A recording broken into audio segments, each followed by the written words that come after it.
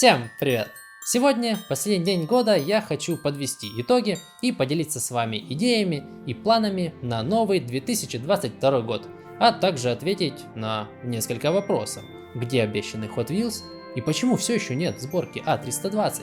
Ровно год назад на канале было всего 1960 подписчиков. Сегодня эта цифра увеличилась почти в 20 раз и составляет 36 300 подписчиков. Спасибо вам огромное за поддержку и за признание моего контента.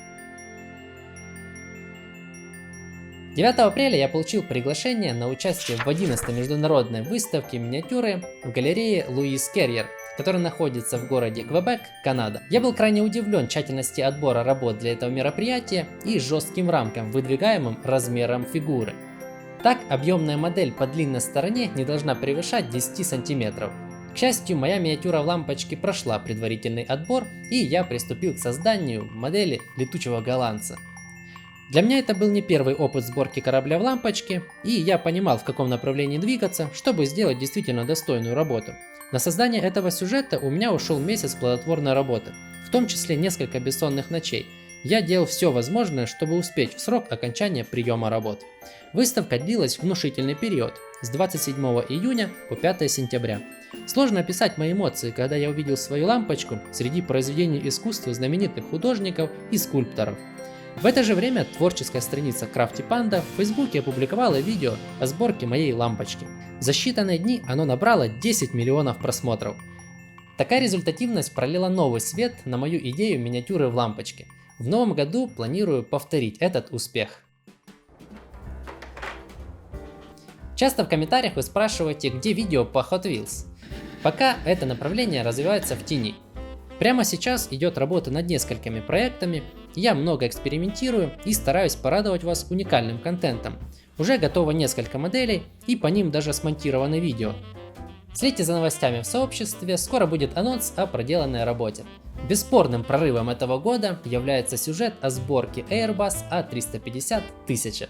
Эта модель открыла новые знания и пути совершенствования сборки гражданской авиации.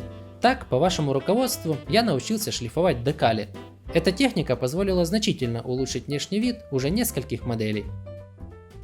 Я благодарен за вашу критику и за советы в комментариях. Они оказывают большое влияние на качество выпускаемого контента. Пожалуй, самым частым вопросом в этом году стал «Где А320?».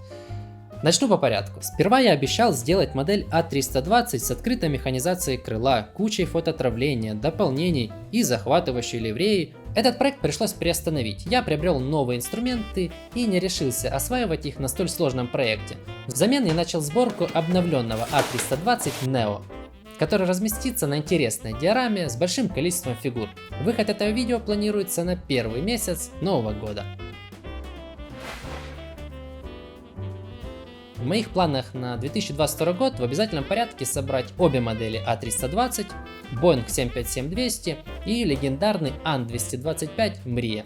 Также думаю уделить внимание турбовинтовой авиации. Пишите в комментариях, какие модели рассмотреть в первую очередь. А пока плавно переходим к железной дороге. У меня есть хорошие новости для людей, интересующихся железнодорожной тематикой.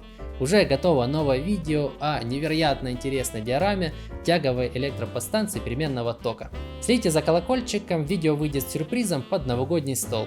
Правда, еда на столе будет уже прошлогодней. На днях мне удалось раздобыть цифровую станцию для управления локомотивами. Теперь я смогу оживить модели и продемонстрировать их все возможности.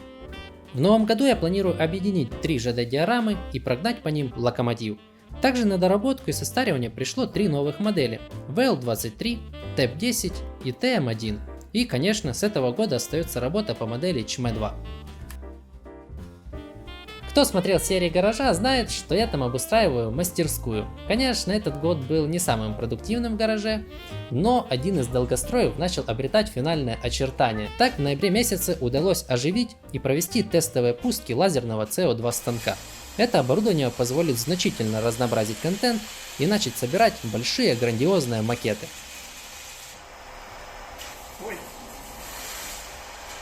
Ой-ой-ой-ой.